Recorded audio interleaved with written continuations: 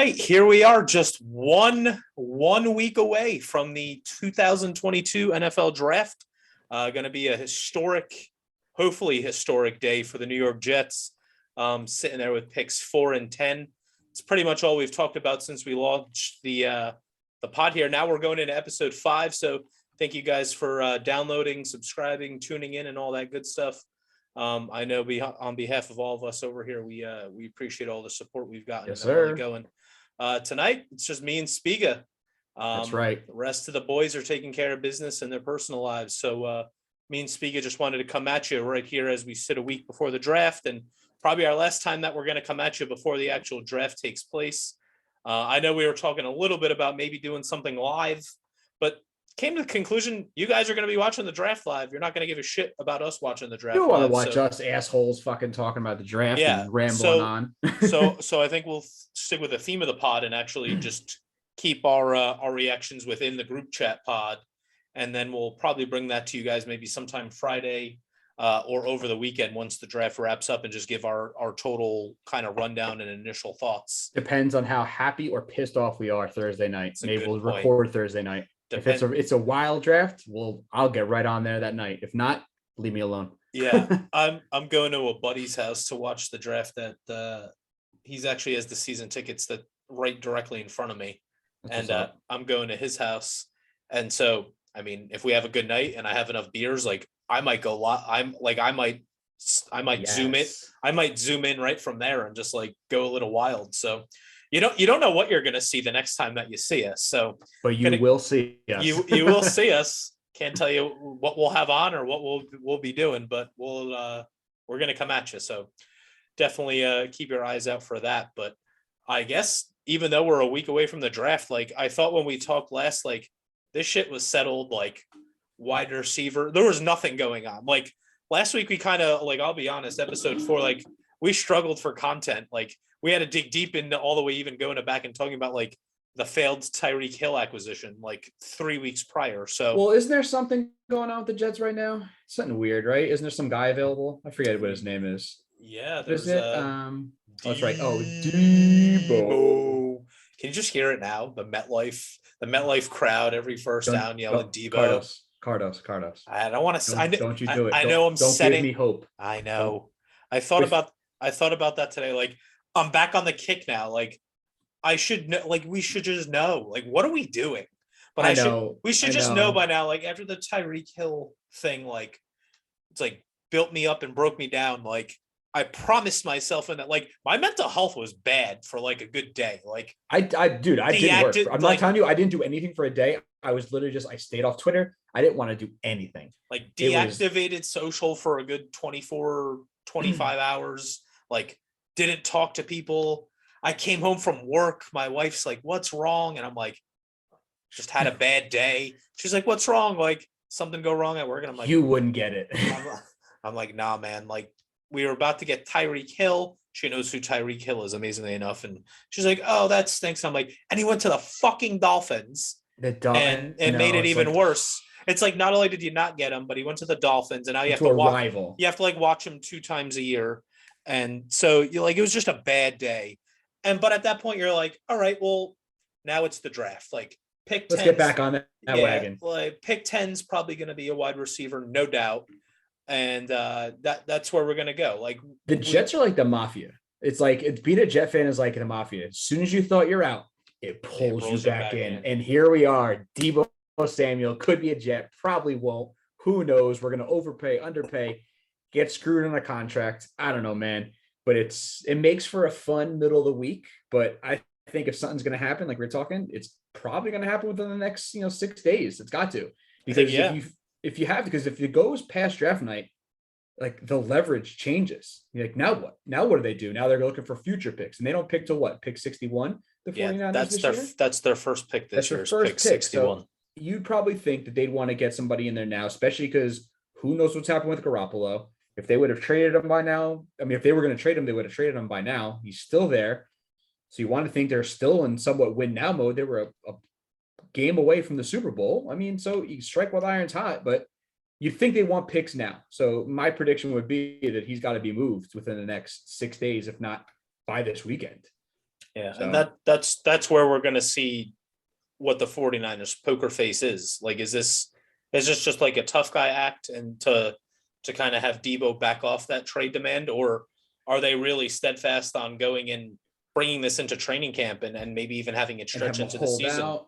Yeah, I read somewhere too that holdouts after the CBA is like a lot harder on the players than it is on the team with this new CBA they have. Like it somehow, I forget what it is, and I probably should have did the research beforehand, but it screws up their ability for free agency once they become a free agent. It's like you become like a restricted free agent where like the team can technically dictate what happens if you hold out, and like again, it's hitting your pocket no matter what. And he's only making like what $3 million this year. Exactly. If he holds out, I think it hits him a lot more because he hasn't made any money and Exactly. he's not due to make any money. So and they can control him for 2 more years, 1 more year in the contract, and the tag.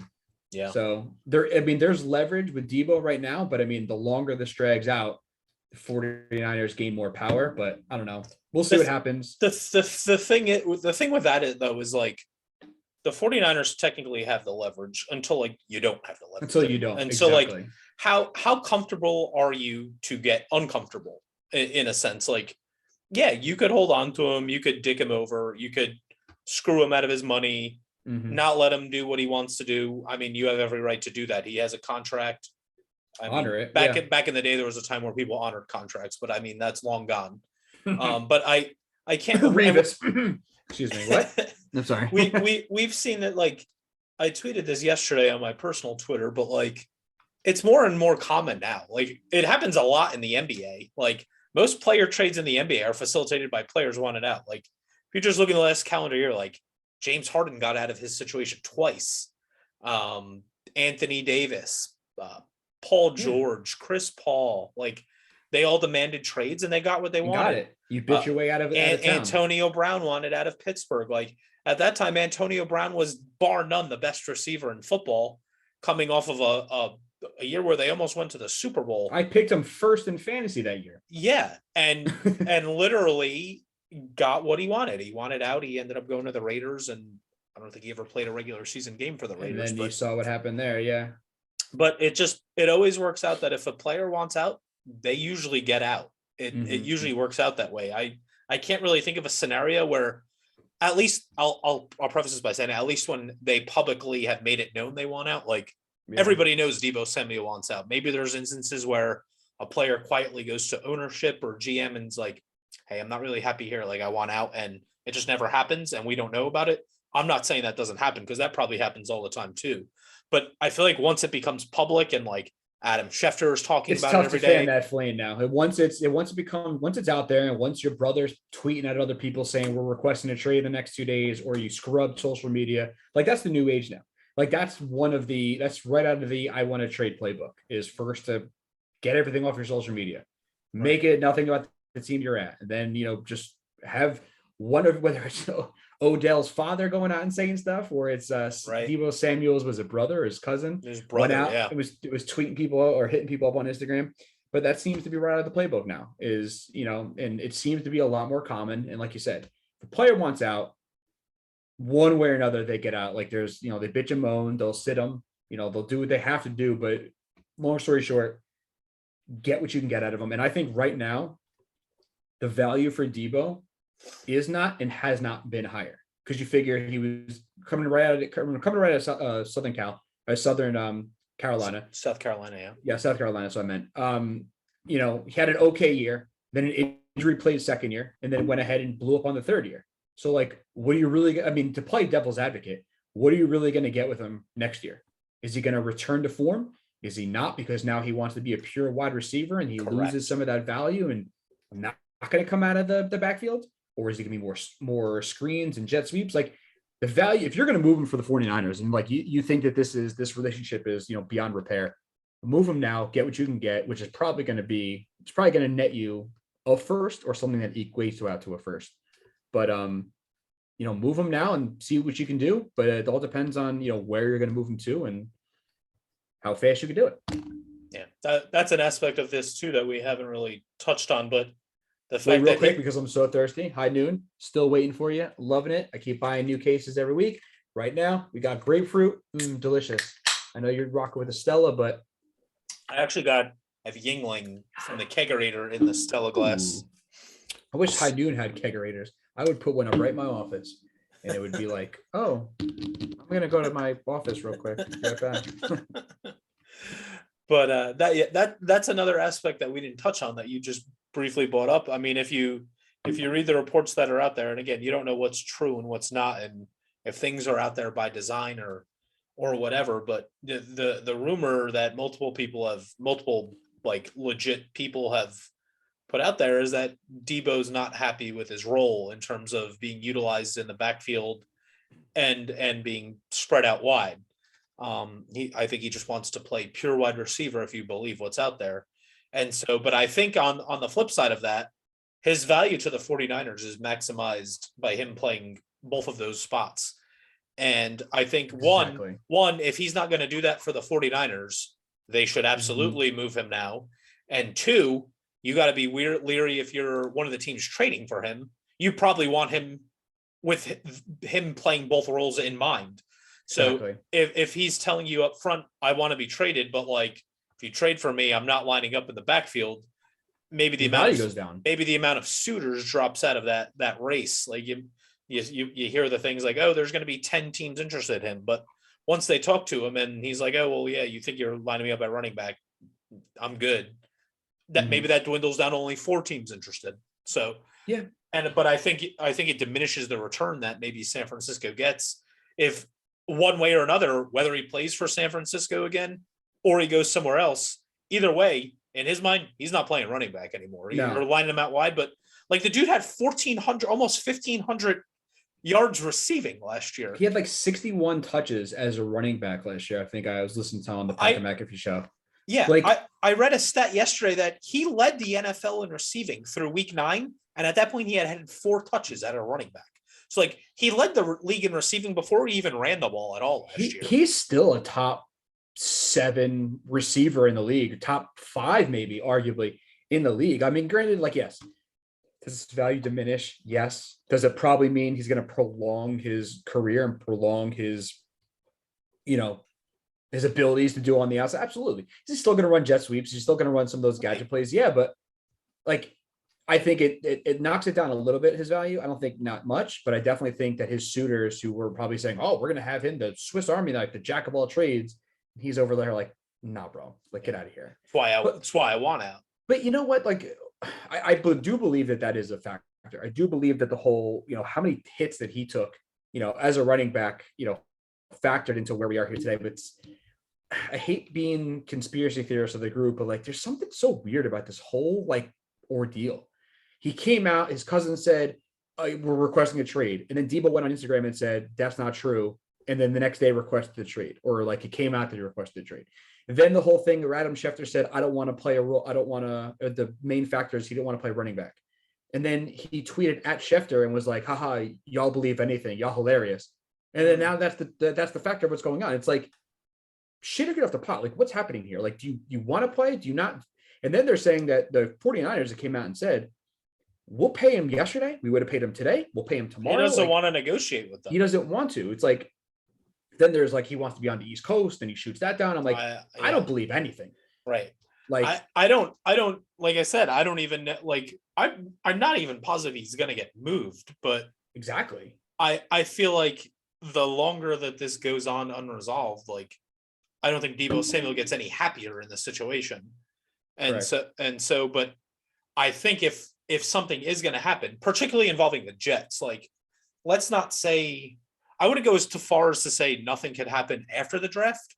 I'm not too familiar with I'm not too familiar with the draft capital that the rest of the teams around the league have going into next year. Mm-hmm. But I would think if you're a team that's in win now mode and you're not going to have Deebo Samuel on the field for you this year, you would want to strike now 6 days before the draft, where the pick's going to fall too. Where the exact order. I like exactly say it's the scenario with the Jets and Jamal Adams.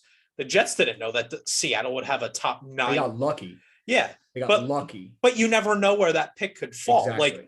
Like somebody could trade for the Jets pick next year and say they get Deebo Samuel. The Jets, I mean, I'm my lips to God's ears, but like say it, but you're maybe right. Maybe the Jets win 9 games last year and their first If round of next year is 20 if or we're 21. If we're sitting here in this exact position and said but a year ago, so April 21st, 2021, and someone said, I'm going to trade you the Bengals first round pick, you'd be like, fuck yeah. Yeah. It's going to be a top 10 pick. They're light years away. Now that's pick 30 or 31. Like you don't know. So like the capital changes. Whereas like, yeah, granted, like the Jets, it could be a top 10, top 12, top 15 pick.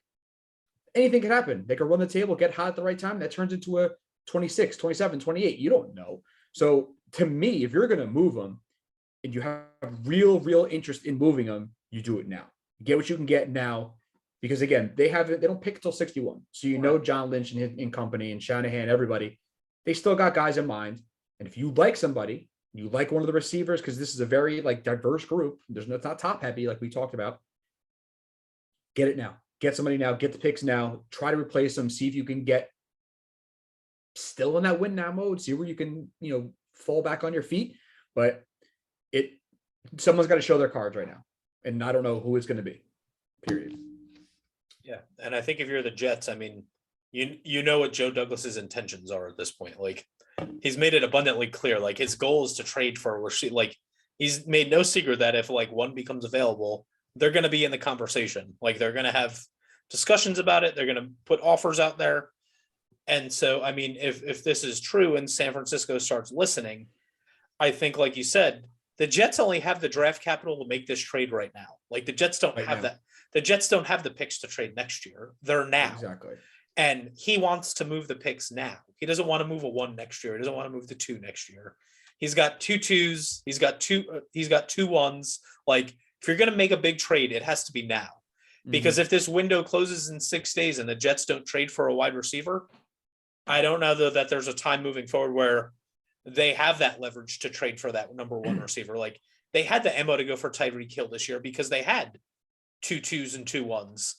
But they obviously swung and missed, but they don't have that ammo next year. The ammo's gone. They still have the cap space. They still have their 1. They still have their 2. They have their normal picks, but their war chest is now, and it expires in 6 days. And you you said it perfectly. You have enough picks that if you make a trade and you take a big swing for Deebo, it's not going to hurt that bad. Granted, you're going to get a top 10 receiver, a top 5 receiver. Great. You'll probably still have another first round pick. Probably still might have 2 first round picks and then maybe no seconds. So like giving up like whatever, like a small king's ransom, a small treasure trove for Deebo Samuel won't hurt that bad if you do it right now. And especially if you hit on the other 1 or 2 picks they make. You're making 4. You have 4 picks in the first 2 rounds. We have a lot of picks. A lot of times they're not going to sign them all. They're just probably going to trade them. You're going to move them around anyway. I still think if they don't get Deebo, he's probably going to package both of his 2s to get back in the first round. But that's neither here nor there. So yeah, I mean the Jets pick 69 overall. That's only 8 spots down from this 49ers first pick in this draft. Exactly. Like, the Jets' 5th best pick in this draft is right around where the 49ers first pick in this draft is. So it just shows you how much ammo they have. And I don't think Joe Douglas wants to make all these picks.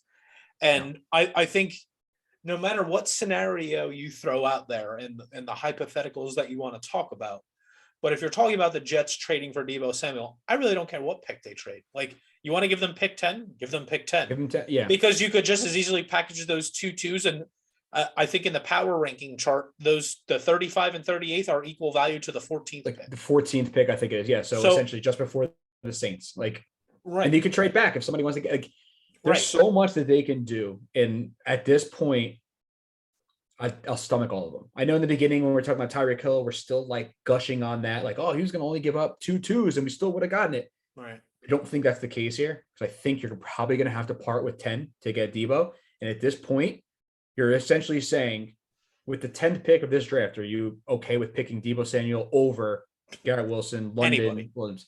And the answer should be yes. Dude, if this is real, like if this is real and like you're just grading talent, like Deebo Samuel goes number 1 overall in this draft. If Deebo Samuel's available or any other than players in the draft, you're taking Deebo Samuel 1 overall. If you told me you could take any of these guys in college right now and Deebo Samuel's going into that pool, he's available for any team in the NFL. Deebo's going 1 overall.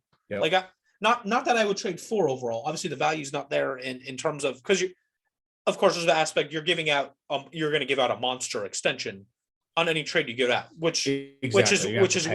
which is where you kind of have some kind of hesitation on like you have to put a line somewhere. Like you're not going 1 overall, you're not giving them 4 overall, but like 10, you plan on taking a wide receiver more than likely at 10 anyway. Exactly. Would you rather have Deebo or would you rather have Garrett Wilson? I'd rather have Deebo. And I'd rather have Deebo making answer. I'd rather have Deebo making $25 million a year than Garrett Wilson. So what's Deebo, like 26? 26, correct. You you have another five good years out of Deebo. 4 easily. maybe 4 or 5 at least. And that and again that just it's another weapon for Zach Wilson to keep growing, and that's the ultimate goal. Listen, man. Listen. If he doesn't get moved, stays the 49ers, I get it. I understand because at the end of the day, and how many times did I say this in the group chat? I didn't think he was a realistic option anyway. I still don't think DK is a realistic option anyway. They keep saying that AJ Brown isn't. He probably isn't either. So to me, if he goes back to 49ers, they figure it out, they pay him, good, great, grand, wonderful. I'll still probably pick him in fantasy. Just don't lose him to another team. Like you can't, like, yes, you could probably swing and miss, but like that's 3, and that starts sending off like the alarms. A lot of bells start going off, and it shows like, does anybody want to play here? Like, what's happening here? That 3 times you went after a big swing and you missed. Chandler Jones, swing and miss. You were the last 2. Tyreek Hill, last 2 missed, and maybe for Deebo again, something's up. Period. But I get it.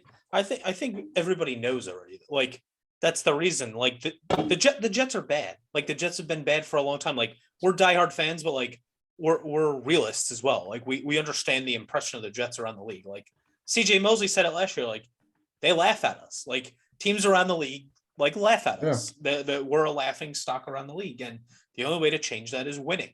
But I think the second thing to change that is fucking money.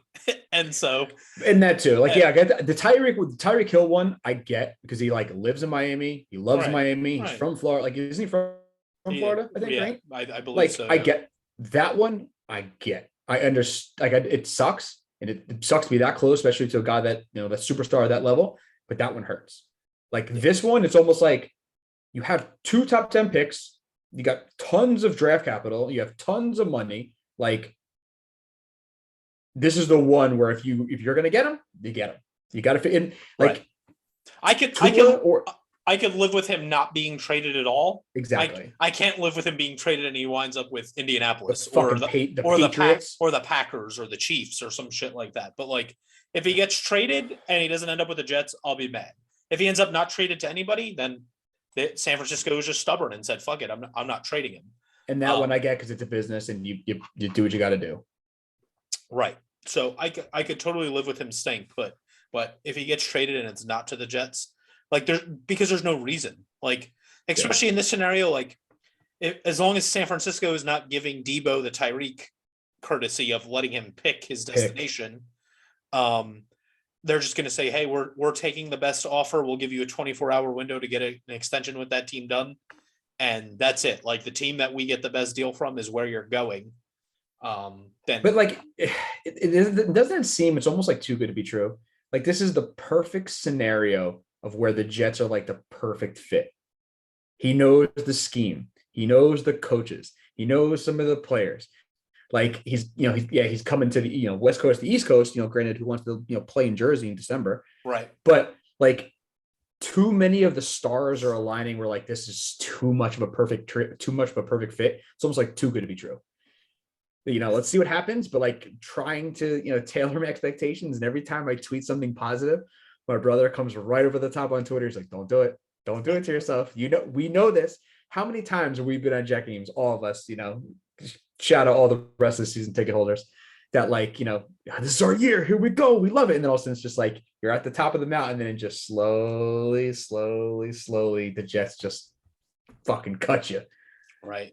Oh man. But yeah, I think this is a good opportunity when they hired Saleh. I mean, I think this is what we had in mind. And like, oh, is he going to recruit guys? Do guys want to play for him? He seems like a player's coach. Like, maybe we'll find out. Like Get maybe it done. maybe Deebo's all in on playing for Salah, and I don't think you could like I haven't heard a lot of people mention this, and I know a lot of people have just talked about the 49ers and their connections to the Jets, and Joe Douglas gets talked about a lot, Robert Salah gets talked a lot about, but like you have to like throw the LaFleur equation into it too. Like LaFleur was like pretty involved in that offense. Like he's a passing game coordinator. Correct. Yeah, And he had to have conversations. He's been there.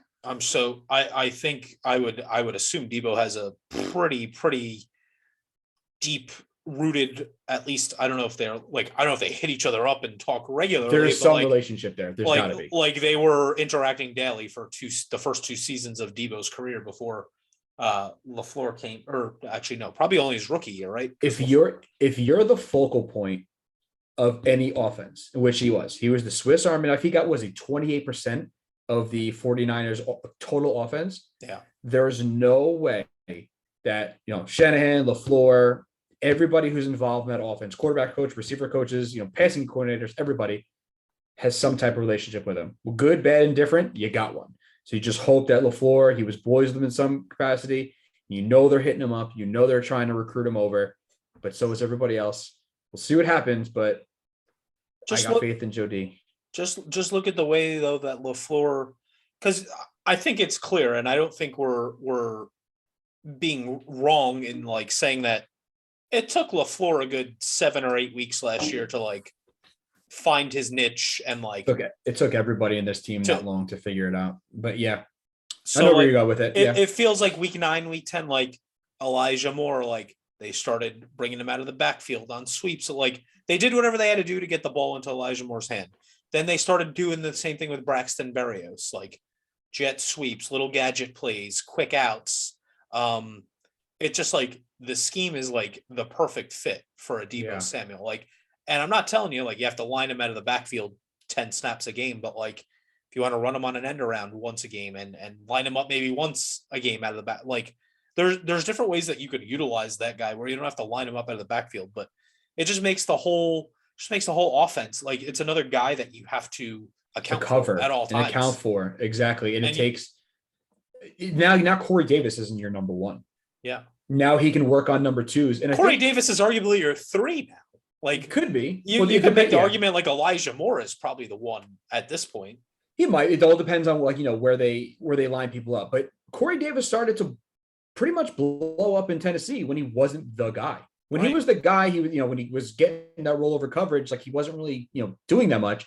The moment he took a step back and he was Robin to somebody else's Batman, he started getting open. Because you have to worry about somebody's number 2, not somebody's number 1. You don't have Jalen Ramsey covering you. You got somebody else. You got maybe the safety over the top. So there's a lot of factors that go into adding one stud to an offense. It changes the whole dynamic. And I think last year, the biggest thing, especially because it took 7, 8, 9 weeks, was confidence across the board. Whether it was LaFleur, whether it was Wilson, everybody. It took a while for it to kind of gel and to sink in. But as soon as they did, you saw like the light. You saw that things were working. You saw that like the potential of what things could be. Michael Carter was a stud all year round. Still give him a bruiser back to not have him, take that, much punishment. But again, Elijah Moore, imagine him again being a 2, a 3, a 1, whatever it is, and then have to account for Uzma, and then you have to account for Conklin. Like there's the potential there grows so much if you can get a player like Deebo, which you'd want Deebo, but again, just adding that one playmaker changes the dynamic of an entire offense, and it's something we haven't really experienced since 2015, right? With Brandon Marshall and Decker year. Yeah. That feels like that was cut so short too. It was. Because what do we have them? We had them in the 16 and that was it, right? We didn't go 3 years with those. It was Marshall ended up going to the Giants, I think, after that. Did he? Yeah. Ugh. And then we didn't resign what's his face? Fitzpatrick. Right. I mean, so I think that was probably the right move because they kept Fitzpatrick in 16 after that long holdout. Remember he like held out to report day, and then they gave him a crazy contract, and he was terrible. The second year. He did go to the Giants. He signed a 2-year, $12 million deal. Yeah. What did he do there? I feel like he did well his first year, if I remember right. He finished the 2017. Nope. He No. finished the 2017 season, 18 catches, 154 yards, 0 touchdowns. How many games? Sounds like Kenny Galladay. Did he get hurt? Yeah, he was placed on the injury reserve in October. Okay, so he missed most of the year then. So. And then he went to the Seahawks. I remember which I remember that one. And then he went to the Saints and didn't appear in a game. Yeah, I think they cut him like right after they signed him. I don't think he ever even played. No. Yeah, they signed him for a month. Yeah. He was gone. So yeah, no, I mean it was like a small stretch, but it's one of those things where I'm eager to get cornerstone players and have homegrown talent and keep them here and see what we can do. Well, speaking of homegrown talent, the draft. At least by the time this thing drops, we're probably 6 days away from the That's right. From the drafts. I mean, that's all we've been talking about here for the last 2 months. So, Jets sitting at pick 4 and 10 for now. We'll preface that in like big italics and all that stuff. But who knows if any trades go down? Who knows if they move back? They move up from 10. Like nobody knows. That maybe they end up with maybe they end up with Deebo. Maybe they end up with one of these other guys that you've heard some smoke on, AJB or DK, if something crazy goes down. So you can never really say they're locked in, but at the moment we're going to go under the preface by saying they're locked in at 4 and 10. And so I think Spiga and we've kind of been just kind of coming up with like different scenarios playing out. And so I think right now we just want to go through like a mock. I never do mocks. Like everybody's like, oh, did you do a mock? And I'm like, nah, fuck that, man. Like I don't mess around with that, but I'm addicted to mocks, bro. Are you? See, I like looking at other people's. I'm addicted to content. So it's like I'm addicted to like seeing like, ooh, this guy's available. I'm gonna take him. What would happen? And just kind of like play scenarios out in my head.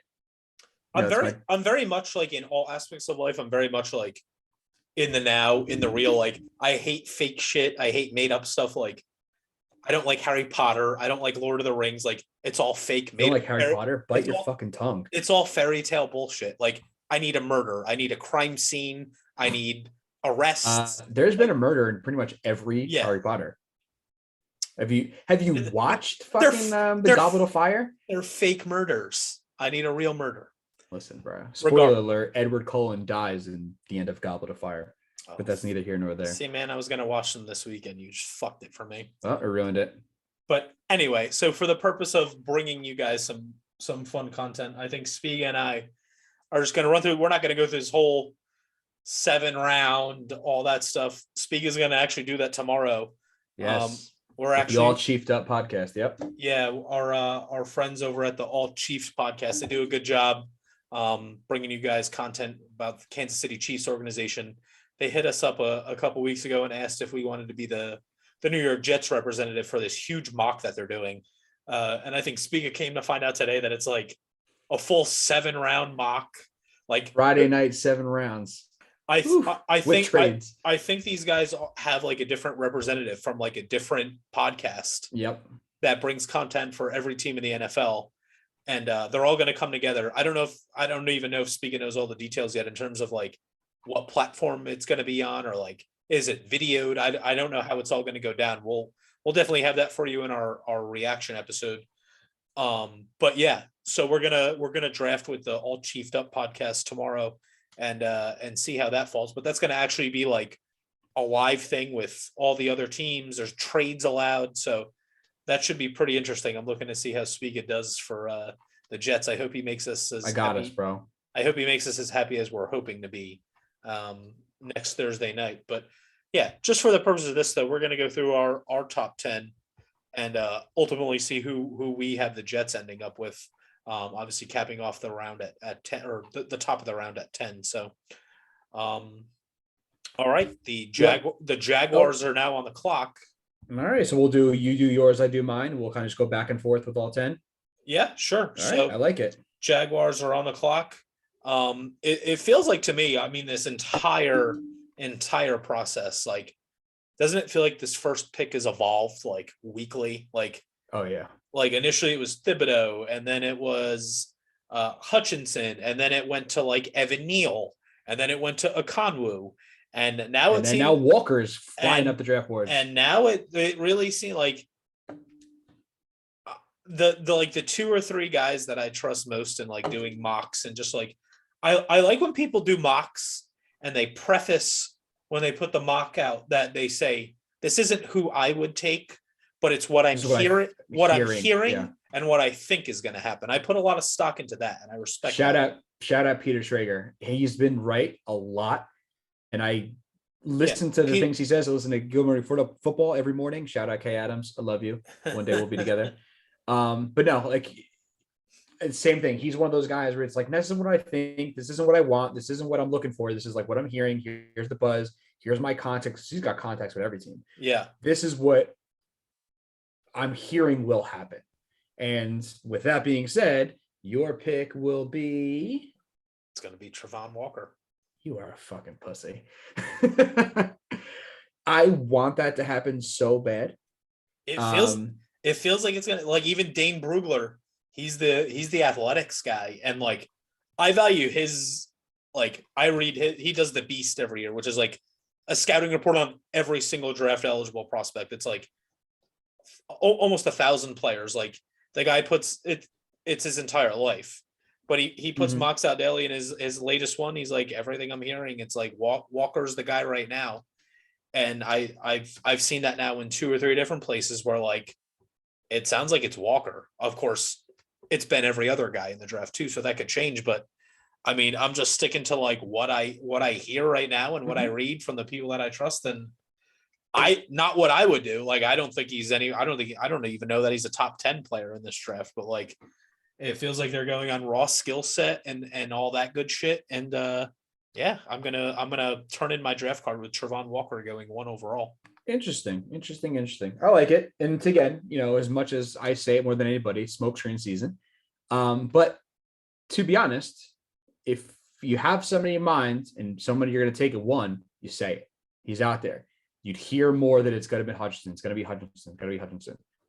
You haven't heard that. But as me being the degenerate gambler that I am, you say you trust your, the GMs, you trust these people you're talking to. You know who I trust? Vegas. Vegas has Hutch going -200, first overall to the Jaguars, the safer pick with the higher ceiling. First pick of my mock draft, I have the Jacksonville Jaguars taking Aiden Hutchinson from Hail to the Victors, Michigan. I would expect that to happen. Like it should happen. It should happen. I think if it doesn't, everybody's mocks Kobe. But I think with the safer pick, you're trying to build something. You got the generational talent with Trevor Lawrence on the offensive side. Get the safe stud bull rushing edge guy, Aiden Hutchinson. Granted, like, yeah, he might have a lower ceiling than Travon Walker, but like go for the safer pick. Right. The Jaguars are a laughing stock just as much as the Jets are. Start making smart picks. Stop swinging for the fences. There's a reason you're picking first overall 2 years in a row. Right. Period.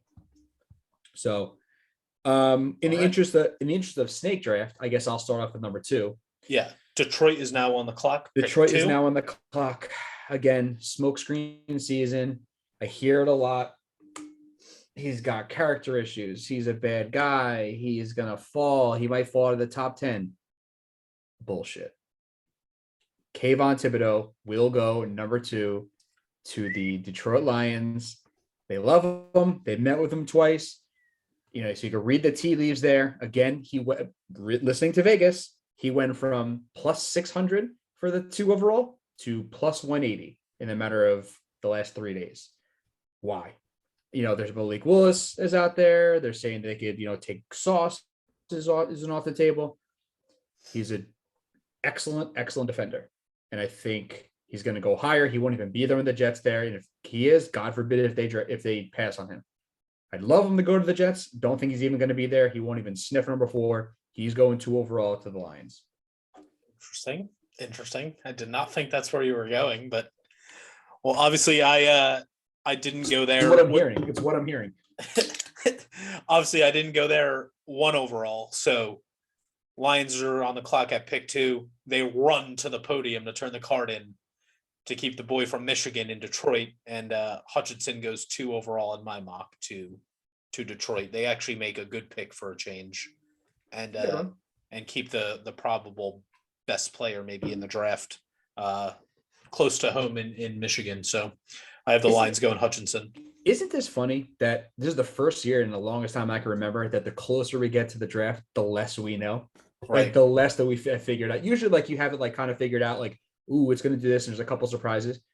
I have no idea. Like I've, looking at what I think will happen, what, like what I'm expecting to happen, but like nobody knows anything.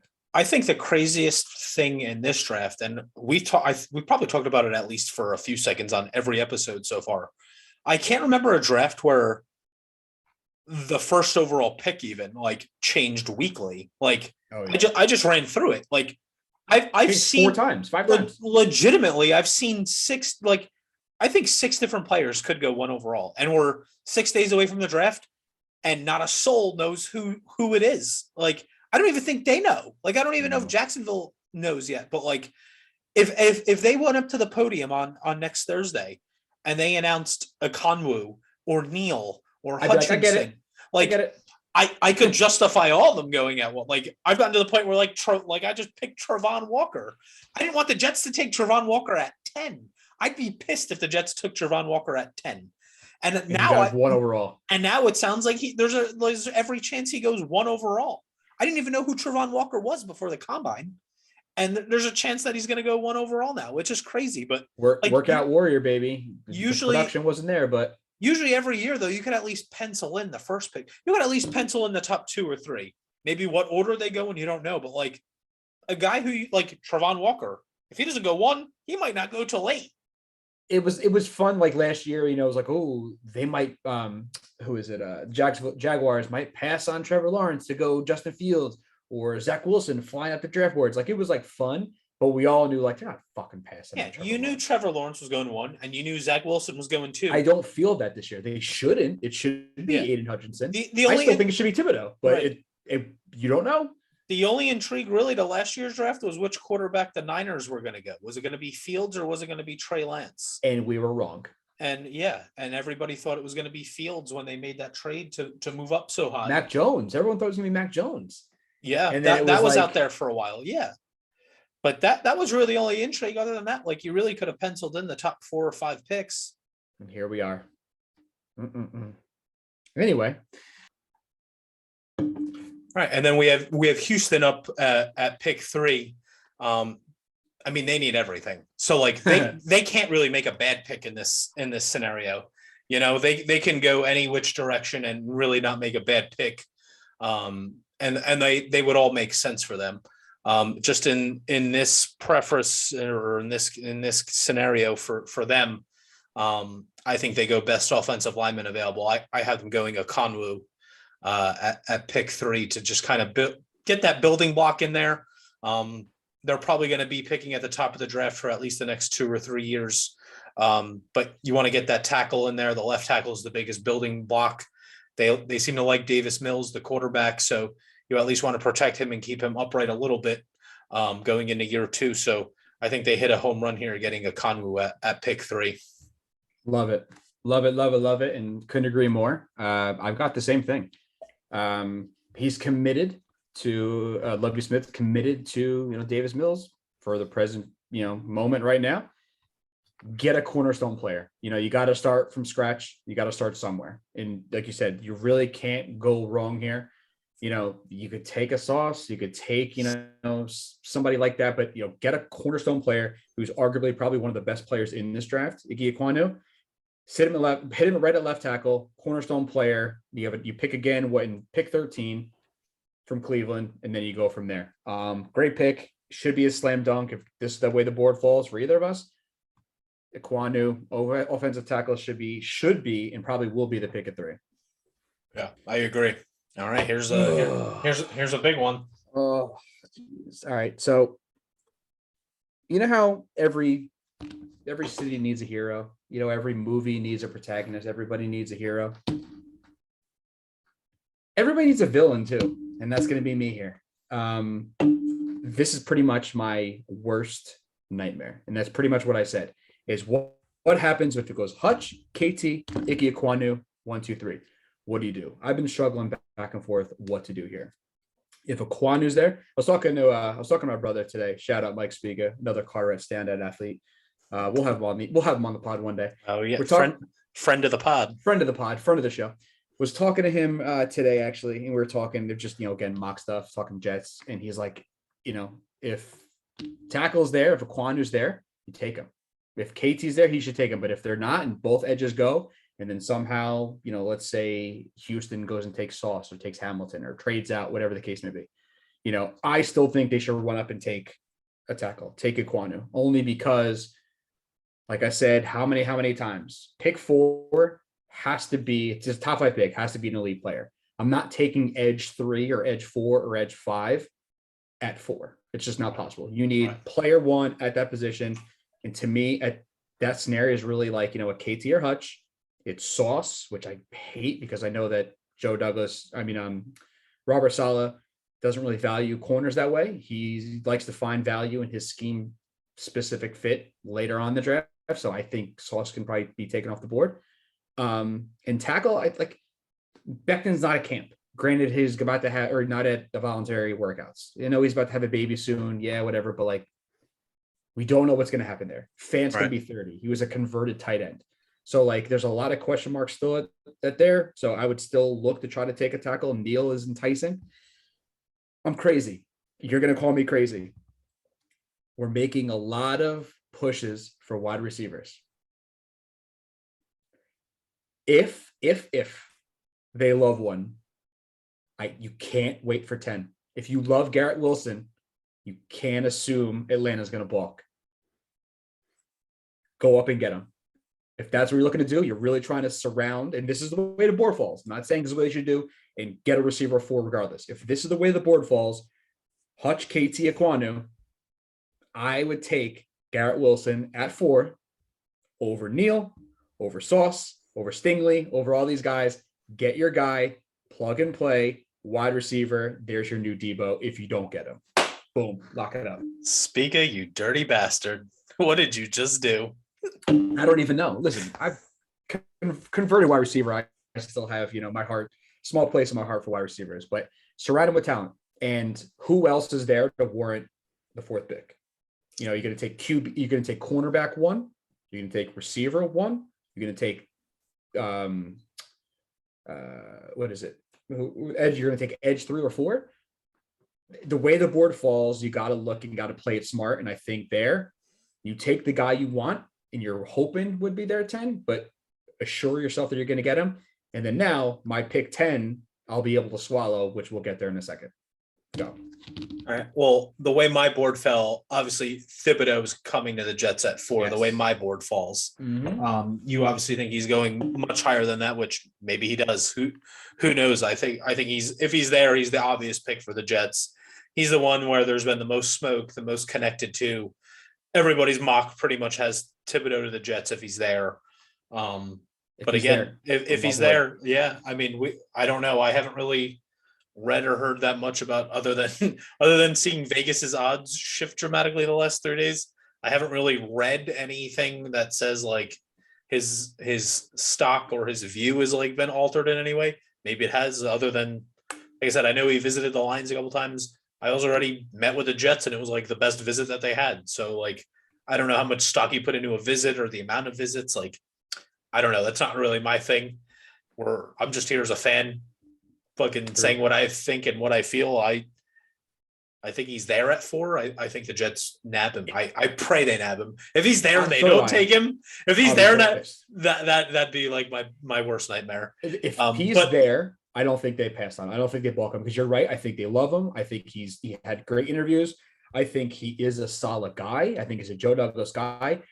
And honestly, I don't give a shit that he cares about, I didn't go to Alabama because I didn't want to win championships. I went to Oregon because I want to have a corporate job at Nike when I finish football. Like, yeah, he's worrying about his brand. I don't care about his brand. Where we are now. I don't care. You can't worry about a guy's brand and then trade for Deebo Samuel. Like, the guy's demanding a trade. The guy's doing this. Like, you're going to trade for Tyreek Hill. Like, these guys are all about themselves. They both demanded trades. You're the beneficiary of receiving them. Like, what's wrong with a guy caring about him? Like, 100%. The entire fucking league cares about themselves first. Like, I have no problem with it. This isn't the NFL that we grew up with in 1994, where like Mm-mm. every guy's your role model and you should honor your contract and set a good example. Like that's gone, man. Like these guys don't give a shit about being I think role models. Thibodeau is going to be a double-digit sack player for 10 to 15 years.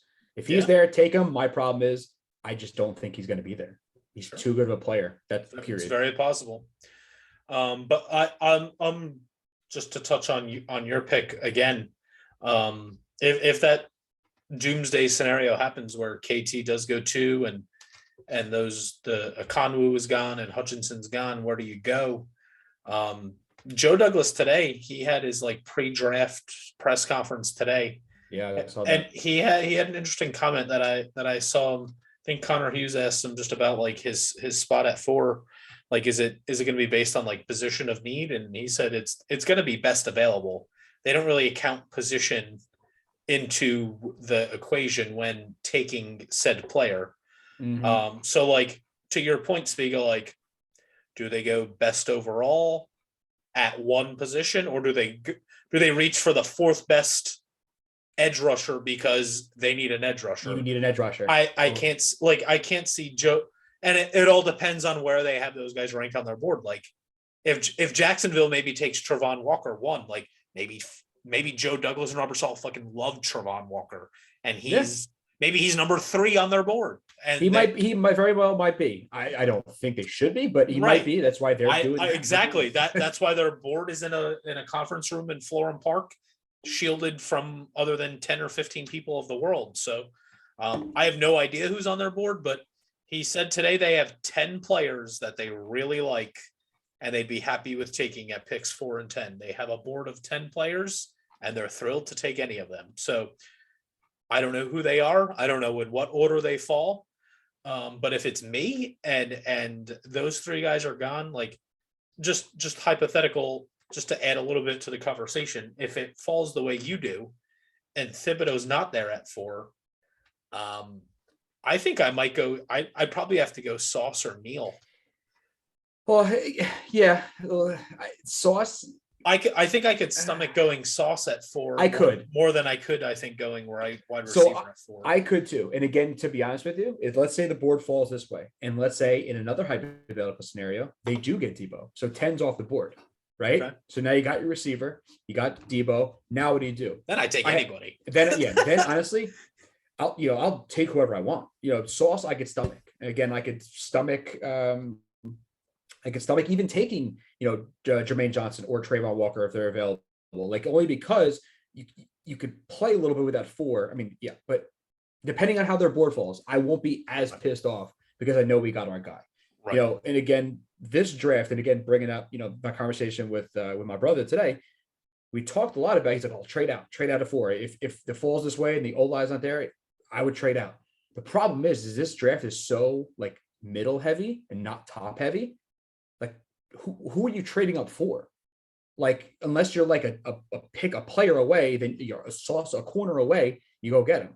You're a receiver away, you maybe, but like no one's trading up for a corner. If Akonwu goes high as we think he is and doesn't, start to slip, no one's going to trade for offensive linemen.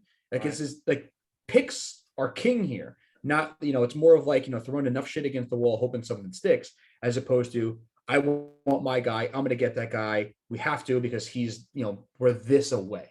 I don't think that there's that player here in this board period. Sure. All right. Well, we both have our guys pegged in at pick 4 to the Jets. Then our roommate, the New York Giants, come on the board at pick 5. I have them going obvious need. I have them going Neal, pick 5. Offensive line. I mean, Dave Gettleman took that job. What was it, 3 years ago? With the sole intention of rebuilding the offensive line, and pick after pick, signing after signing, none of them panned out. None of them worked. They threw a shit ton of money at Solder. It seems like it's the kid they drafted, the same draft as Becton. Andrew Thomas. Andrew Thomas. He seems like a player. He seems like a good player. But other than that, they have nothing. They have absolutely nothing on that offensive line. Especially sandwiched in between the 7th pick with them coming back on the board. I don't know. I mean, I don't know what Carolina does, but I can't imagine Neal going there, but I think they lock up the offensive lineman while he's there. You don't know if somebody trades up knowing he's there. I think you stay safe. You take Evan Neal, who at one point was projected as the number one guy here just a couple of weeks ago, and it wasn't thought to be crazy. So if you get the best or maybe the best offensive lineman in the draft at pick 5, when it's an obvious need, and arguably best available, I think you take him. I think that's a great pick for the Giants if they end up with Evan Neal at pick 5. No, I love that pick. I went in another direction, but I still agree with you, and I wouldn't be surprised if they do that. This is where I struggle. These next 3 picks, I wasn't sure what to do here. But I think here in this scenario, again, you mentioned, the Giants, being a mess and the offensive line being a mess and the offensive side. I think they're just as much of a mess on the defensive side as well. I think you see Sauce sitting there. You probably not going to get him again at 7 because you never know what Carolina might do. They might trade out. Whoever knows. I would probably go ahead, get the arguably number 1 defensive player on some people's boards in the draft. Go ahead, get him at 5, get Sauce, shore up that defensive left or right side, and then come back and pick 7 with whatever else. I do like Neal. I think it was a good option. But again, I think who's going to be what? Is Andrew Thomas going to be left? You're going to move him to the right. You're going to put Neal on the left, Neal on the right. I think it just creates a little bit more problems rather than solutions. Get one solid defensive player, get Sauce. I have him going at 5 to the Giants. So, all right. Yeah, I could see that happening as well. I struggled with that one a little bit too. I contemplated Sauce there for a bit, but yeah, I thought I know how much emphasis they've put on improving the offensive line. Joe Shane coming down from Buffalo. They obviously had an emphasis on protecting Josh Allen. So I went in that direction, but there would be you wouldn't hear a peep from me if they went Sauce. I think that's a home run pick as well. 100%. Yep. Then our old friend Sam Darnold and the Carolina Panthers come on the clock at pick 6. And who do we have them taking here? Perhaps a heir apparent to Sam Darnold? Hot take of the century. Nope. I don't think they're going cornerback. I think this is going to be a very, very, very divided draft room. I think you're going to get the coaching staff who wants the quarterback. You're going to get the coaching staff who needs to save their asses. Matt Rule is probably on his last leg. He's got to get somebody in there. He went ahead, vouched for Darnold, brought Darnold in. Wasn't the guy. Where they got PJ Webb, Cam Newton, whatever he did last year. They're going to want a quarterback because they're going to want to win games. They're going to win games now. The executives are going to step in and say, no.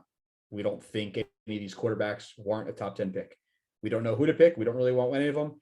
And any draft, these top 1 and 2 quarterbacks are probably quarterbacks 4, 5, and 6 anywhere else. Executives are going to step in and they're going to say, no, get another cornerstone player, get somebody good, get somebody at a position of need, not just a quarterback. Why, who knows what they're going to be. And I think what happens, executives are going to win here. I think they take Neal at 6, get a left tackle. He sits there. He will going to be protecting probably another quarterback maybe this year. Maybe you get Baker Mayfield, who knows? But I don't think it's going to be Pickett or Malik Willis. I think they're going Neal at pick 6. Interesting. I have Carolina going Willis with my pick 6. I wouldn't be mad at it either. I will say the mocks though that I've been looking at, like again, the same couple that I trust that have Walker going 1. A lot of these plugged in guys, they have Pickett right now going 6. And I don't really see that. Like, if they go quarterback, cool, but like I've been under the impression now for like a month that like Willis was like far and away the guy over Pickett. But now here we are 6 days and like everybody, again, smokescreen season. Like, I don't know what's true and what's not, but like, it seems like anybody who is talking about what they know and what they're hearing, it's like, sounds like Pickett's the guy. I just can't stomach it. I can't see it. I think if they're going to go quarterback, which maybe they do, maybe they don't, I think it's a need. Do they go need or best available? I don't know. But like you made a good point. They all need to save their asses because if they take the wrong quarterback, none of them are going to be there to answer to it anyway. So exactly. So I think that's why execs are going to step in and they're going to take one of the best players in the draft who was arguably number 1 2 months ago, 3 months ago. Right. So yeah, I could see them going in a multitude of ways. For the purpose of this, I had them going Willis just because they have a clear need for a quarterback, and they obviously haven't given a vote of confidence to Sam Darnold or any of these other guys moving forward. So where they go a trade route or if they rock with Darnold, I don't know. It's clear that position's unsettled for them, and if they liked Willis enough, I think they'd go with him. So I went with Willis at 6. That puts the Giants back on the board right again at pick 7. And just like you, I had Sauce being there till 7, and I had them going Sauce. And I think the way this shakes out, man, like if it falls the way that I have it, where they get Neal at 5 and Sauce at 7, like I could argue the Giants had like the best draft of anybody if you get Neal and Sauce 5 and 7. I mean, the Giants are going to end up with 2 really good players. Because like you said, the top 10, the top 15, like it's not top heavy, but like any of those guys, Neal could have went 1 overall. Sauce could have like went 1 or 2. Like any of those guys are top 1 or 5, 2 6, picks. yeah. Yeah. So like if you end up with 2 of them at picks 5 and 7, like I think that's a home run. And I think same reasons like you said, like they have a clear need on the defensive side of the ball. Bradbury sounds like he's out of there at some point. It's just a matter of them getting compensation or lining up where they want to send him. So there's going to be an obvious need at cornerback. And I think they fill it here with Sauce. And I think he's a star in New York for years to come. Unfortunately, as sad as it is to admit, I think the Giants are going to get a good one here in Sauce at pick 7. I love it too. And again, we both have the Giants going Sauce. It's just, getting the big apple sauce. It's just different picks, 5 or 7. I think, again, pretty much the same points that we're talking about, pretty much all these highly touted players who are going to go 5 or 7 for the Giants. I'm going to jump right into it. I got them taking Trayvon Walker. They have no identity on defense. They have absolutely zero identity on defense. Offense, they have a lot of underperforming players. Saquon, come on, man. You paid Galladay a lot of money, 0 touchdowns last year. Daniel Jones, who knows? You have Andrew Thomas, the tackle. I think they need to focus on defense. They go back-to-back picks here with 5 and 7. You get Sauce, arguably QB1. Then you get Walker, who's in the conversation to go 1 overall. Who knows what he's going to be? Who knows he's going to, if he's only a workout warrior, or if he's actually going to, perform when the bright lights of the NFL. But I think here, with the way my board fell, I mean, Walker's a no-brainer. Double up on defense, double dip here. I still think, whether it's yours or mine, I still think both of them are home run drafts for the Giants. I'm looking forward to them making somewhat of a splash here and, maybe trying to trade out of one of these for a quarterback needy team, trying to, jump somebody. But either way, whoever it is, I got them taking Sauce and Walker at 5 and 7. And I think that still makes it a home run draft for the Giants, as much as it pains me to say. Yeah, no, it's true, because where the Jets sit right now, like you obviously are thrilled to actually, I don't even know if I'm thrilled to have pick 4, because like you might just miss out on the 3.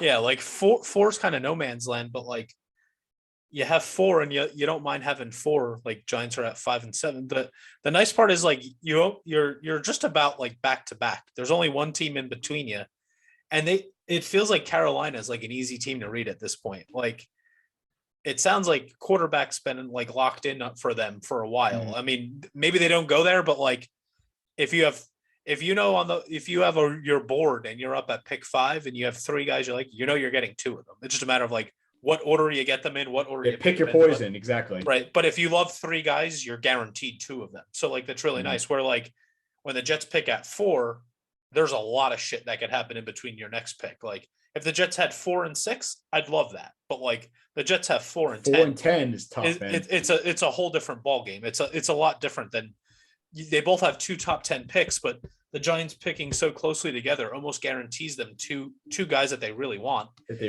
And they're more dialed in than anybody. So like, that they're talking to Carolina, like, yeah, who are you guys thinking? What do you guys think? Like they have at least a sense of the situation, because maybe you take one of those, like you might have to take the order of them into account. Like maybe they're bluffing.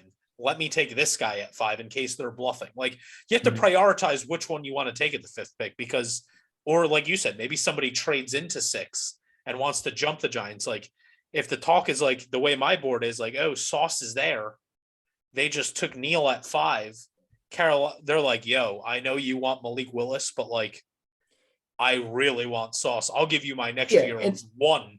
Is Carolina going to take a corner with all the shit that they need? No, I mean, they're in the worse shape than anybody else. They just took a corner last year with their first round pick. Punt it, take them at 7, and then you can get the guy you really want who you're not sure on at 5. Kind of the same thought process I had with the Jets. Right. You know, if you want him at 10, but you're not sure if he'll be there, just take him at 4 then.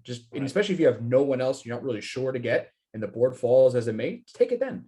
But either way, I'm sure Gettleman's like calling his boy Ben McAdoo, like, "What's up, bro? What are you taking? What are you doing? You named Sam Darnold your starter, but then you retracted. What's going on there?" Yeah. So who knows? But good pick either way. I think the Giants are setting themselves up for a home run first round, regardless. Yeah. And then we have Atlanta coming up at pick 8 after obviously moving on from Matt Ryan. There's obviously a quarterback need there if they want to go in that direction. But where do we have Atlanta going? There is, but I think, as you mentioned, it's pretty easy to read Carolina. I think we're at a state here where it's pretty easy to read Atlanta. They need, pretty much everything. I've got them going receiver here. And I think that, this kind of justifies why I had the Jets taking Garrett Wilson at 4. I think they were going to take one at 8. I think, it's a little too early in the game to reach for a quarterback here. I think they're going to dial back, probably take one next year, let a year under Mariota, see what happens, get some, premier players in there. Dude, Drake London's a monster. I think, I would be skeptical of him on the Jets just because of the way the offense that they run, but his catch radius is ridiculous. I mean, he's a 6'5", former basketball player, boxing guy. He's going to win a lot of those 50-50 balls. He's going to win a lot of those Julio Jones balls, those Calvin Ridley balls. So I think they're going to try to replicate that. I can't name one receiver on their team. I think if there's any lock in this for top 10, it's that Atlanta's going to take some type of wide receiver. That's just my thought. Drake London at USC going to Atlanta at 8. Yeah, I'm in the same mindset as you. I also have them going wide receiver. Of course, I have them taking the first wide receiver off the board on my board. I have them going Garrett Wilson at 8. But like you said, if the Jets are stuck there at pick 4 and they don't really love any of those other edge rushers, or they don't want to go offensive linemen with Becton and Fant and having Vera Tucker and all those guys already locked in on the line. I mean, is it that crazy to go wide receiver at 4? I don't know. I hadn't really considered it, but as we get deeper into this, I'm crazy, bro. Everybody needs a villain. I don't think it's that crazy. The deeper we've gotten into this, I'm like, it makes sense. Like, if you don't love any of these guys, like the only one that I'd really be mad at, I think, is not taking Sauce at 4. Like, if you don't love any of those other guys, like the guys that have gone off my board since we picked have been Neal, Willis, and Sauce. Like, I'm not butthurt about any of those guys, but like, yeah, I think I'd rather have taken Sauce at 4 and still rock with maybe the third best. Like, I'm cool with any of those other guys at 10. Like, I don't need it to be Garrett Wilson at 10. I got you.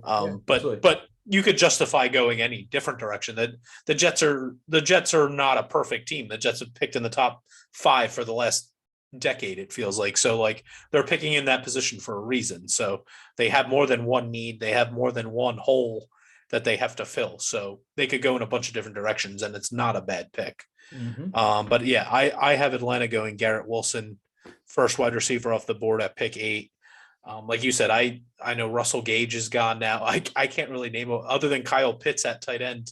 I can't really name another like wideout or like weapon per se on the Atlanta roster. So is Cornell Patterson still there? Did he resign? Oh, I apologize. Yeah, Cordell did resign. I don't remember. I free agency was forever ago. Right, and he re-signed late. Like, he was out. Like, he went through that first and almost second wave.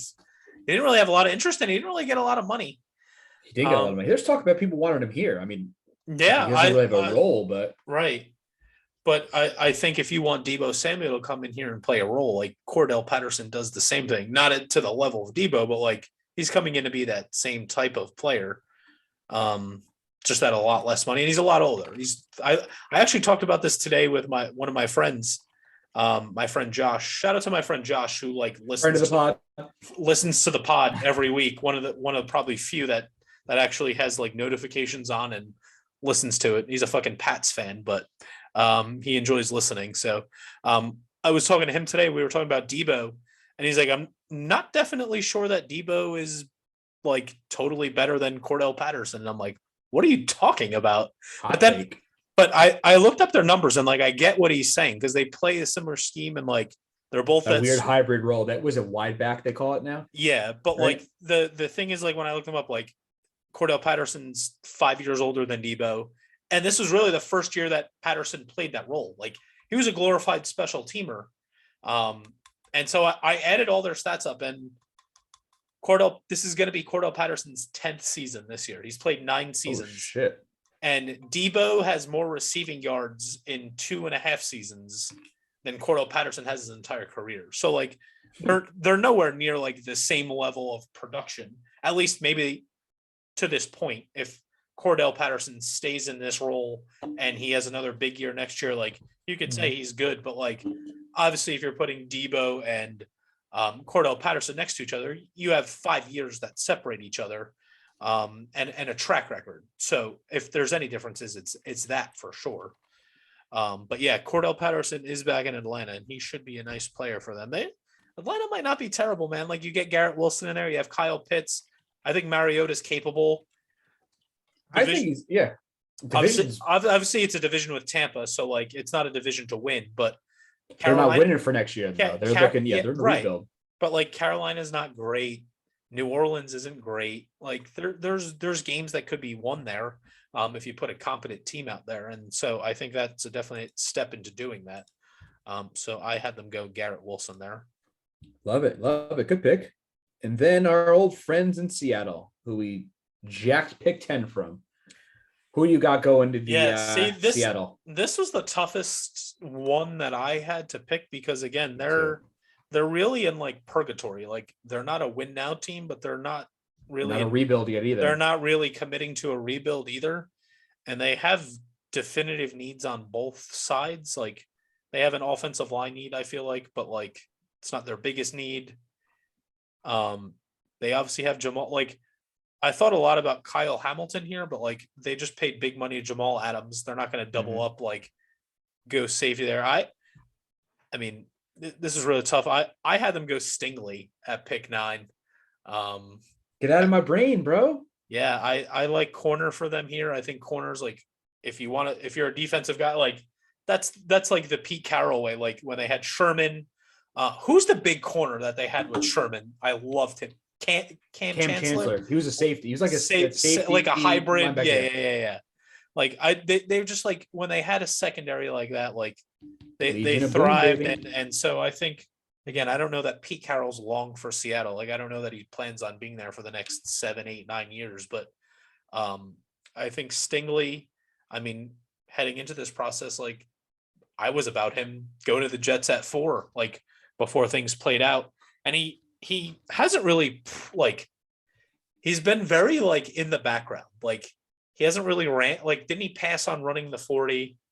He hasn't really done much, and he hasn't done much to hurt or improve his stock. Like yeah, he hasn't done much to like alleviate my concerns about him. He's still like living and breathing on the fact that he covered Jamar Chase at LSU. Like his whole thing is like, oh, Jamar Chase and Justin Jefferson. Like we're still playing with his 2019 tape. I think he's a phenomenal player. I think he's going to get drafted lower than he should, or that his production will warrant when he's in the NFL. Yeah. I think again, he's just, but no one knows what he is. He's an enigma. Are you going to get a kid who is like, was hurt, injury prone with Liz Frank injury as a corner? Like, ugh. Yeah. But I'm the same boat as you. I actually have Derek Stingley Jr. going pick 9 to the Seahawks as well. I think again, Legion of Boom. I talked a little bit about identity, and I think Seattle doesn't have theirs. They don't know what they're going to do. Do we trade DK? Do we not? Is Lockhart quarter? Is he a quarterback? Is he not? Like, what are they? And I think they kind of got to bring it back to basics. And you're getting a player who is arguably QB1, cornerback 1, up until the draft season started for Combine 2 years ago. Sauce put on at the Combine, and that's really when, because like Stingley was still cornerback 1 heading into Combine weekend. It was still a conversation. And then by the time the Combine ended, like they're like, oh, Stingley's like kind of out of the top 10 now. Like it's like Sauce might go top 2, top 3. Like Sauce moved from like Jets could get him at 10 to like, he's not probably He's making not it past available. 5. Yeah, like 5. he's not available at 10. So Sauce stock definitely risen, and Stingley hasn't really, like you said, didn't really do anything to hurt his stock, but he hasn't really done anything to like catapult him from like that maybe 9 through 13 or 14 range and moved him back into that 100%. top 5. I think that though, I think Seattle is, and again, Seattle wasn't even supposed to be here. Like Seattle didn't have a first round pick. So they obviously have something in mind. Like I think moving in there, they're going to look at for a good player that helps them win in the immediate and fills a need in the immediate. And so I think we both are on the same page there that Stingley is probably that guy. Love it. That brings us back up now to our final pick of the mock, our final pick of the top 10, and the Jets' last pick of the 2 in the first round. You were the villain at pick 4. Are you going to make any of us happy at pick 10? The Joker of the draft, I guess. So everybody was talking about what are we going to do the draft season, and it was pretty much edge receiver. I've got them doing the exact same thing, just in the opposite direction. Receiver edge. Got the receiver that you wanted. Jermaine Johnson at 10. I think the Jets like him. I think they coached him at the Senior Bowl. He has a crazy motor. He's a little bit older. I think he's almost going to be 24 by the start of the season. I can stomach taking edge 4 or 5 at 10 as opposed to at 4. I think Jermaine Johnson's going to find his way on the Jets this year. If they don't trade 10, I think, and again, if KT gets picked higher than I think he is, I think he finds his way on this team, and I think they're going to get a great edge rusher. I know you could probably, go in another direction and maybe get the kid from Penn State or Boye Mafe, maybe in Minnesota in the second round. But Jermaine Johnson, he looks like a stud. He looks the part. He looks fast. All the videos he's got, they coached him at the Senior Bowl. All signs point towards him being a Jet guy and him being on the Jets. People are talking about him at 4. I can't stomach that. Take him at 10. I can live with that. I can live with that, and then we'll see what happens. If it works, it works. I mean, again, it's a lot easier to stomach missing on 10 than it is on 4. Period. Jermaine Johnson going to the Jets at 10. Yeah, I don't hate that, because the way your board shook out, like I could much more stomach taking the receiver at 4 and getting edge rusher. You're getting the receiver you want at 4. Yeah. And getting edge rusher 3 or 4 at pick 10 rather than reaching on both. Rather than taking edge rusher 3 or 4 at pick 4 and taking wide receiver 2 or 3 at pick 10. Like I don't love that idea. So the way your board shook out, I honestly, I don't hate that. Yeah. I have the same thing, just in reverse order for you. I have the Jets obviously going wide receiver at 10. London is still on my board. I have them going Jamison Williams. Yes. My fucking man. That seemed dead for the longest time, like throughout the process. Like obviously he's hurt. He's not going to be ready for the start of the year. But like last time I checked, like a draft pick is like a first round pick is arguably a 5-year investment. So like if he's going to miss 2 months of the year, like I'm cool. I don't care. Like we're probably not making the playoffs this year. Like we want to be competitive, but like if you're telling me that I have to like be down a guy for 6 weeks to have a stud for 4 years, like I'm cool with that. And it just, if they're happy with the medicals, if the physical part checks out and they know that like this guy is good, he's going to be on the shelf till October or November. Maybe he comes back in December and he puts on for 3 or 4 days. But he's there during camp just to learn the playbook, be on the sidelines around the team, like be around Elijah Moore, be around Corey Davis, be around Braxton Bear, just being around the team, learning the playbook as much as you can without being active. And then eventually getting activated sometime in November or December. And then you have 4 more years of the guy. Like, I mean, he was wide receiver 1 before that injury. And I don't think anything's really changed since then. And it seems like his timeline for rehab is like he's running already. Like he's not running full sprints, but he's running. I love that pick. And I think, to be honest with you, I laugh at myself because, again, conversation with, Mike Spiga, friend of the pod. That was my exact draft scenario that I want. Like my dream draft is to get KT and then get Jameson Williams at 10. You don't draft for now. You draft for your future investment. Like you said it perfectly. This is a 5-year investment. I don't care if he doesn't play at all in 2022. I really don't. Right. Like if the board falls as it is, and go, that's your look. They want Tyreek Hill. They want a guy who could take the top off. That's the element they're missing from this offense. You've got, the big body in Corey Davis. You've got Elijah Moore, the gadget guy who catches a lot. And Braxton Berrios, the great slot. You need somebody with that speed to take the top off. That's Jameson Williams. He's wide receiver 1 with a torn ACL. So I'm on board with you. I don't care if he plays, whether it's November, December, or doesn't play, and you're playing for 2023. We're not making, we may make the playoffs, my lips to God's ears. Right. But you're not making a run. We're into this for a long haul. And I think having him come in, learn, take his time, do what he needs to do, and you're giving Zach Wilson a weapon, but just giving it to him, later on down, kicking the can down the road. Right. I love that. And I'll be honest with you, if somehow they can swing getting Deebo without taking 4 or 10, I would still take Jameson Williams at 10. 100%. Because you have to account for, and I don't know that people realize this, like they have zero commitment to Corey Davis after this year. This year. It was a 4-year deal, but it's de facto 2-year deal. Like all the heavy lifting in that deal is done after this year. So like if you're telling me you have Elijah Moore, Deebo Samuel, and Jameson Williams locked in, like you could move on from Corey Davis like scot-free and not really have to worry about missing a beat. But so that you still are talking about, if you end up getting Deebo, you could afford to let Jameson Williams miss the year. Like Corey Davis, Elijah Moore, and Deebo Samuel. That's good. And Denzel Mims, don't forget him. Yeah, Denzel Mims. No. But like that's my thought process. You know what I mean? It's like I love Jameson Williams. And again, I just, I love Garrett Wilson a little bit more. I think he's a little bit more polished as a route runner. And I think as an overall, and especially you're not taking Jameson Williams at 4, but theoretically he is there at 10.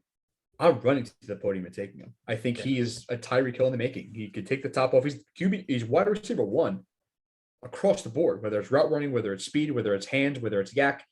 I would love him on the Jets. I love your pick. I still would take him even if we get Deebo for 35 and 38. I don't care. Yeah, but same. It's interesting though, now looking at both of our boards and how they fell. It's like you look at a lot of the mocks who have like, or how they were at some point, like Drake London out of the top 10, Kyle Hamilton nowhere near my like at one point we were scared that the Jets were going to take Kyle Hamilton at 4. Like if Kyle Hamilton ran sub 4.4, he's going in the top 10.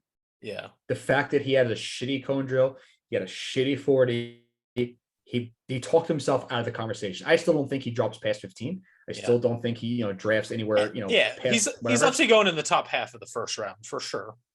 But he kind of bowed himself out of that conversation after his subpar pro day period. Although I could see though, my only wild card is if the Panthers totally don't go quarterback at all. I could see maybe him going there, or maybe Houston takes him, like, because like I said at pick 3, Houston could go any direction they want to, Houston's and it's a wild card. Like Houston could fuck around and go Kyle Hamilton. Why not? Like, what if they did that? I wouldn't be like, holy shit, what are they doing? Like, I'd be like, oh, cool. Like they like the guy. They say he's arguably the best player in the draft. Like, I see why they did that. So I think it's the Ravens taking him. I can see Houston taking him again at 13. Eagles. That would be a good spot for him. 13 back to Houston. Houston would be thrilled, I think, if that played out. If they can get up with a Kanu, now you're on your way. Like, oh yeah, arguably best defender in the draft. You could say that about a couple different players. Nobody knows, but one of the better defenders in the draft. Obviously, the best safety in the draft, and you end up with the best offensive lineman in the draft. I think you're well on your way to like figuring it out. So I think that'd be an awesome draft for Houston if they ended up with him at pick 13. Oh yeah. But yeah, they are a big wild, like that's like the board shaker upper is like pick 3, I think, because Jacksonville at the beginning, obviously because no one knows, but I think it's still going to go the way we think it's going to go. But 3, I think, is when the draft starts. You know, they always say it's like when the quarterback goes, the draft starts. I think 3 is where you find out what's going to really get. Do you think? What do they do? Do you think we get? I feel like it happens every year. Like I feel like it's like even like the Sam Darnold year. Like we all thought Sam Darnold was going to go 1 overall to like I don't know 5 days, 6 days before the draft. Like that's what. Like you didn't start hearing Baker Mayfield 1 overall until like a couple days before the draft. I literally had, but then it was like set in stone. Like he's going 1 overall. Like, yeah. Do you think we get clarity going into the draft, like a day before? Like this is 1 overall. You don't. So you think the pick comes in at 1 and we have no fucking clue what happened? I think it's still going to be in everybody at the edge of their seat going, and I still think it's going to be Hutchinson. I think it's one of those like where we're all like kind of second guessing ourselves. But like I would also be just as equally not content, but I would be equally as like, oh, all right, saw that coming if they take Trayvon Walker as well. But like, and I still can't understand how KT is still out of the conversation of pick 1. It doesn't make any sense to me. I haven't seen him there since like January, dude. Like January, he's been out of there. I mean, I don't think he goes with to the Jaguars. It doesn't make a fit because he's kind of just a bigger Josh Allen. But in the same sense, like he was pick 1 overall. He's been one, like, you know, for the longest time, for the better part of a year. Right. And then he came back. He got hurt. Everyone's like, oh, here we go. And then he came back and tried to play.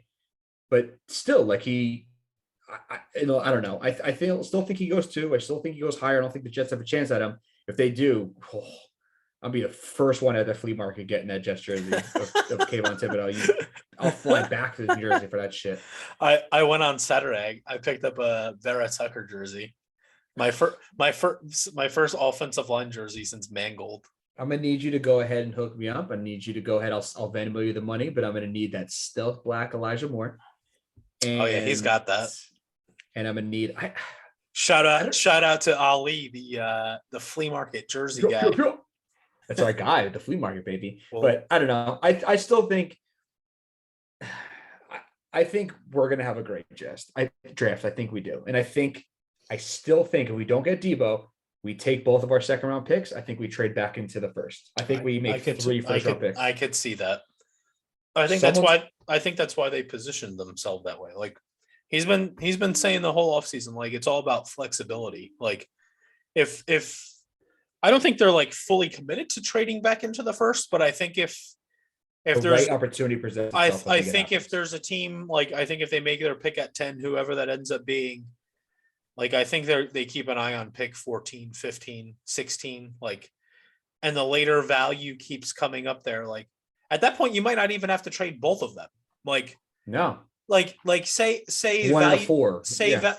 Like say value's not there. Like you pick 10, 11, 12, 13, but like like we like guys here, but like it's not cost effective. But like maybe you get to like 22, and all you have to do is trade 35 and give Green Bay. All you have to do is give them 35 and 69 to move up to it back into the first. Like then you still keep pick 38. So like I don't know that if they do that, like I don't know that they're going to move it like right back in. Like if they go pick 10. I don't know that they're trading back in to go pick 13 or pick 14. No. I think it's going to be, it's going to be exactly what they saw with Vera Tucker. A guy that they saw as like a top 7, top 10 talent fall.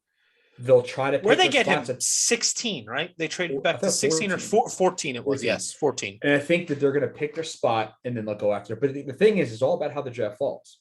You know what I mean? If they miss out on Thibodeau, or they miss out on Hutch, they miss out on Edge, I could see them trying to trade back in to get the kid from Minnesota, Boye, or the kid from Penn State, something like that. Yeah. What's the guy? And then pronounce the last name. What's the other DN that everybody likes? Purdue, Karflicki or some shit. Karfalitis or whatever his name is, Karafalitis, whatever. Yeah, like we will. There's like a 0% chance we'll be able to predict what they do right now. But I think it's going to be one of those weird scenarios. I wouldn't hate trading back in. I wouldn't hate trading back in to take Linderbaum. Oh no, he's going to be like Creed Humphreys of last year.